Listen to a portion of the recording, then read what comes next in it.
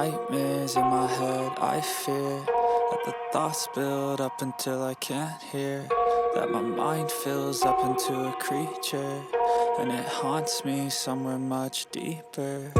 Anxiety, filling up every space, no privacy, and silently, it could build and build until you... Salam sejahtera Malaysia, denyut nadi suara rakyat bergema di channel ini. Berita terkini menggemparkan seluruh dunia.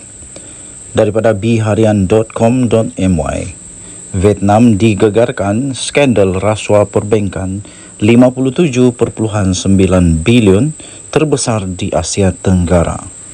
Berita penuh.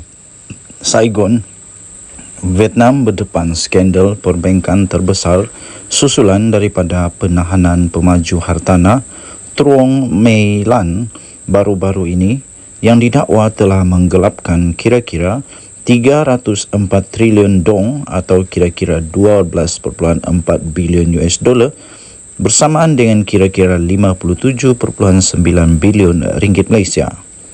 Pada 17 November yang lalu, Kementerian Keselamatan Awam Vietnam mendakwa Truong, 79 tahun, yang juga adalah pengerusi Van Tint Pet Group kerana menyeleweng dana Saigon Commercial Bank SCB. Dia adalah pemegang kepentingan majoriti di institusi kewangan itu. Selama beberapa tahun, Truong didakwa telah mengendalikan lebih 1,000 anak syarikat dan syarikat pesisir domestik dan asing dan memperolehi lebih AS43 bilion atau 200.7 bilion ringgit Malaysia pinjaman daripada SCB. Memetik laporan portal berita NetShark, kira-kira 1/3 daripada jumlah berkenaan didakwa diselewengkan melalui kewujudan syarikat hantu oleh Truong, keluarga dan sekutunya. Skandal itu sekaligus mendedahkan kelemahan dalam sistem perbankan Vietnam, gesaan daripada amalan profesional yang lebih baik, peraturan yang lebih ketat dan mekanisme pemeriksaan yang dipertingkatkan untuk mencegah penyalahgunaan kuasa. Parti Komunis Vietnam yang memerintah sebelum ini menjalankan kempen anti rasuah sejak 2016 yang mengakibatkan penyingkiran pegawai tertinggi. Dalam skandal terbaru itu, Kementerian Keselamatan Awam sudah mengesyorkan pendakwaan terhadap 85 individu termasuklah pegawai kerajaan dan rakan sekutu kumpulan Van Tint Pet dan SCB. Jawatan Kuasa Hal Ehwal Dalam Negeri Parti Komunis turut meminta siasatan terhadap 23 pegawai negeri termasuk 12 individu daripada Bank Negara Vietnam.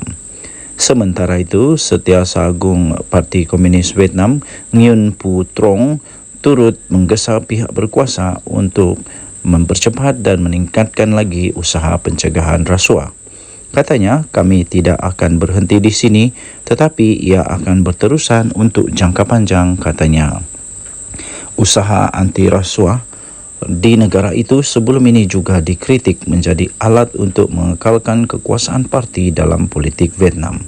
Terdapat gesaan lebih banyak pendedahan skandal dan penahanan besar akan berlaku termasuk terhadap bekas ketua parti Ho Chi Minh City Lee Tat Hai yang dilihat oleh penduduk Vietnam sebagai simbol rasuah. Bagaimanapun, terdapat kebimbangan proses anti rasuah mungkin menjejaskan kestabilan ekonomi kerana pegawai kerajaan tempatan dan penjawat awam menjadi teragak-agak untuk meluluskan tawaran pelaburan infrastruktur kerana bimbang akan tuduhan rasuah.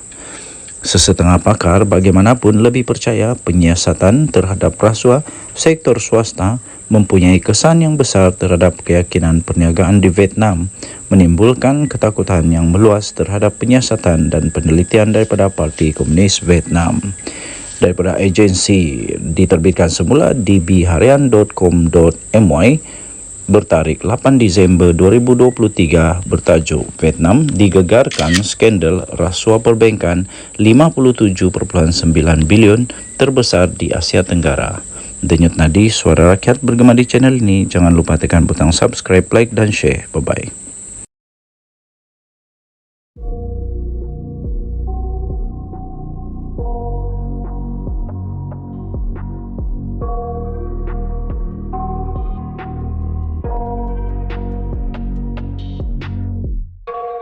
nightmares in my head, I fear that the thoughts build up until I can't hear, that my mind fills up into a creature, and it haunts me somewhere much deeper. Anxiety, filling up every space, no privacy, and silently, it could build and build until you...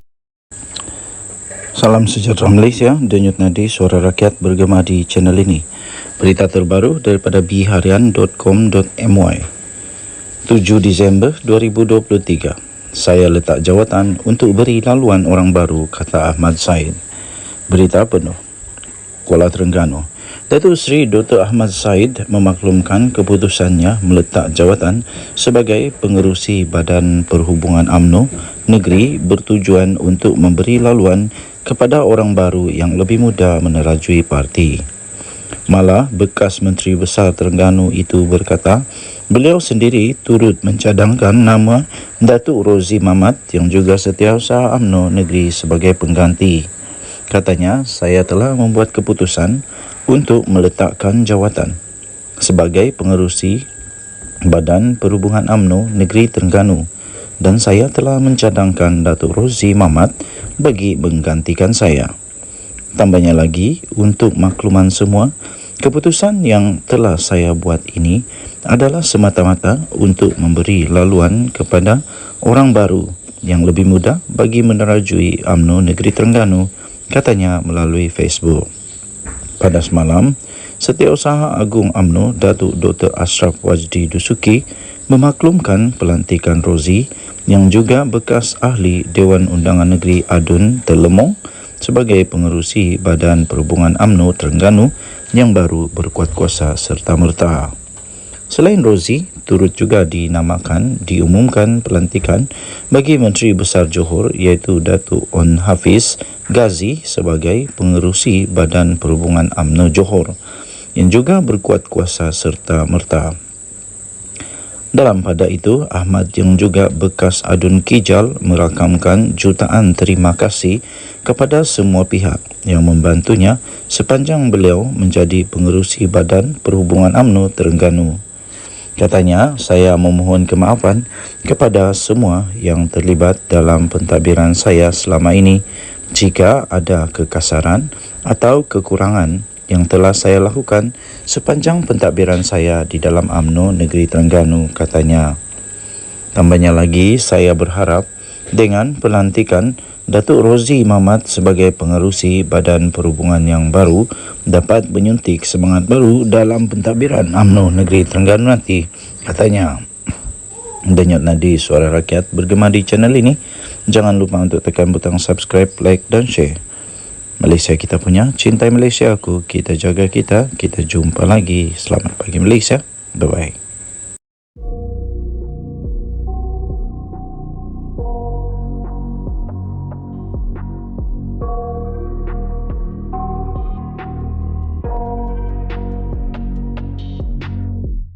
I got nightmares in my head, I fear that the thoughts build up until I can't hear, that my mind fills up into a creature, and it haunts me somewhere much deeper.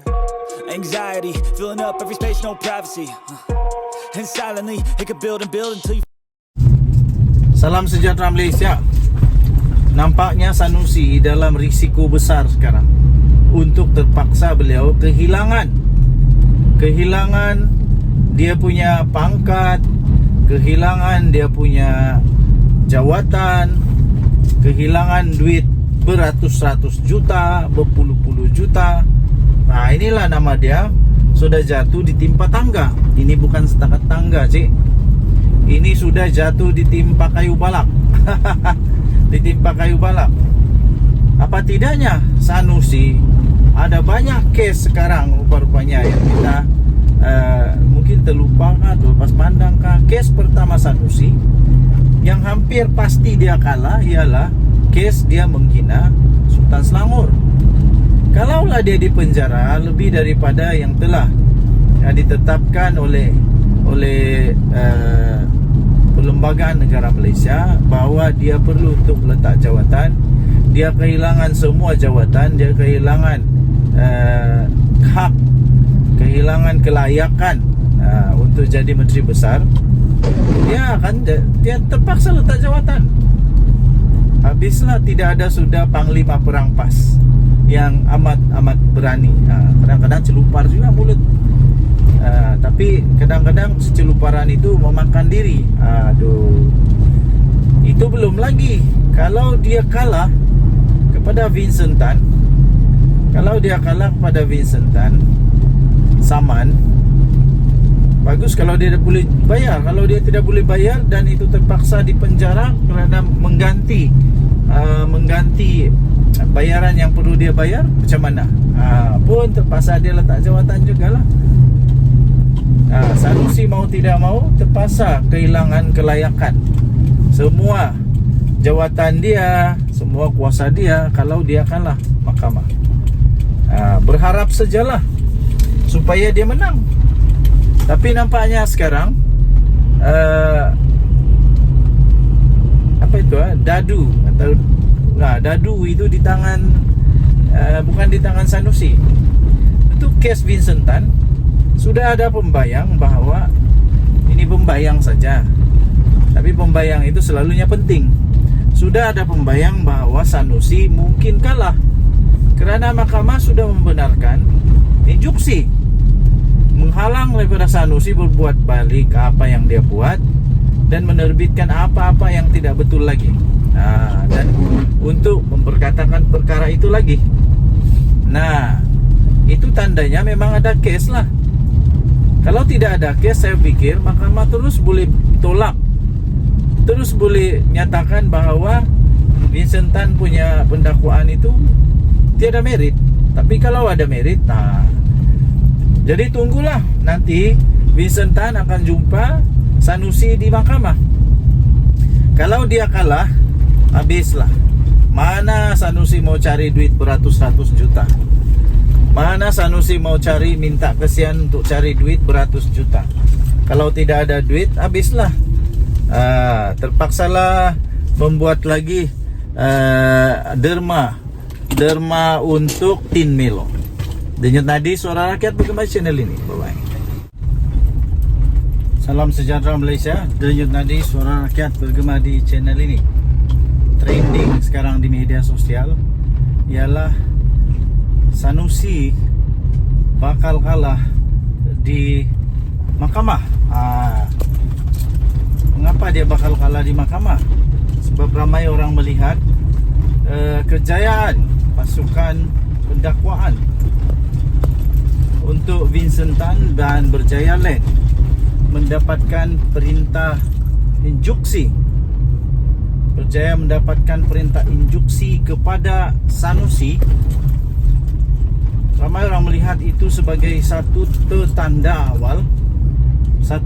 awal bahawa memang ada kes prima facie di mana Sanusi telah mengeluarkan kenyataan berbaur fitnah kepada Vincent Tan.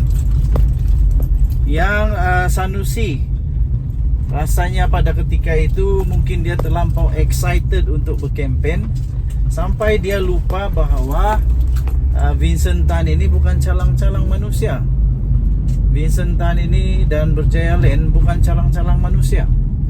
Dan menurut Vincent Tan, kerana kenyataan yang dibuat oleh Sanusi itu telah menyebabkan kerugian, telah menyebabkan loss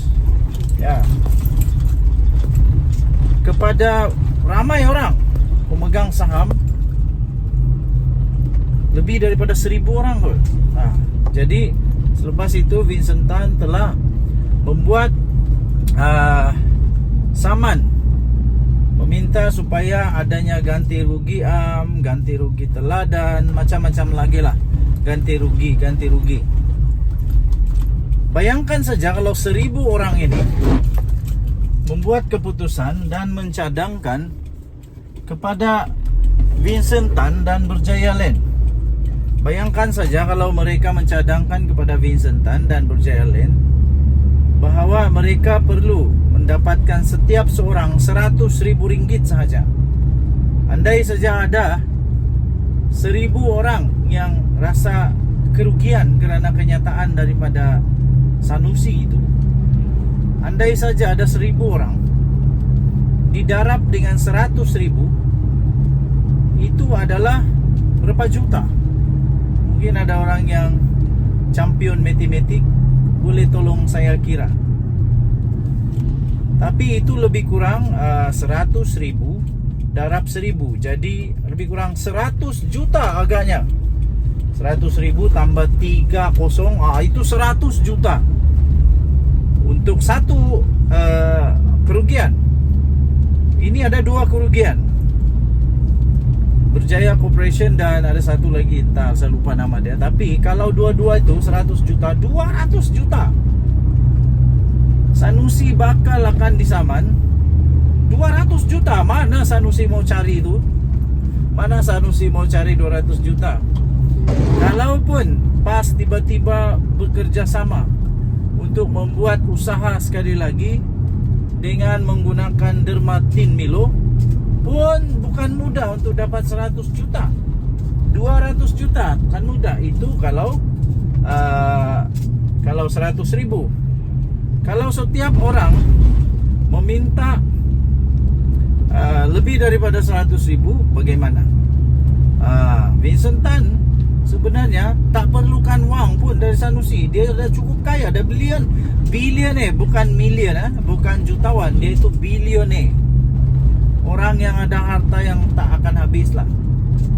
Jadi saya pun heran kenapa Sanusi pergi cucuk sarang tebuan. Kenapa Sanusi pergi kacau Vincent Tan? Vincent Tan tak ada apa-apa duit pun yang dia perlu. Dia dah jadi bilioner pun. Jadi sebenarnya Vincent Tan, sama ada dia dapat bayaran atau tidak dari Sanusi, dia tetap sudah jadi bilioner. Tapi tindakan itu sangat perlu dilakukan oleh Vincent Tan supaya ada pengajaran, supaya tidak ada lagi dengan sembarangan, dengan suka-suka hatinya saja mengeluarkan kenyataan yang tanpa fakta bukti. Vincent Tan dah bagi peluang kepada Sanusi sebenarnya untuk memberikan bukti, mengeluarkan bukti daripada dakwaan dia itu. Tapi selepas tamat tempoh, nampaknya Sanusi tidak mampu untuk keluarkan bukti. Jadi nanti lawan di mahkamah lah. Yang Sanusi lawan ini bukan calang-calang, orang bilioner. Sanusi mau cari mana duit saya pun tidak tahulah. Okey, jadi tuan-tuan dan puan yang dihormati sekalian, kalau Sanusi cepat bertobatlah, dia tidaklah ada masalah begini.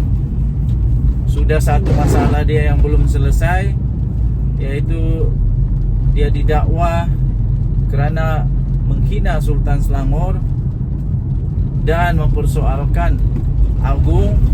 Belum selesai lagi, sudah ada lagi kes dia dengan Vincent Tan. Persoalan yang paling besar, kalau Sanusi kalah di mahkamah dan patut dipenjarakan, dia akan kehilangan semuanya. Denyut nadi suara rakyat bergema di channel ini. Bye.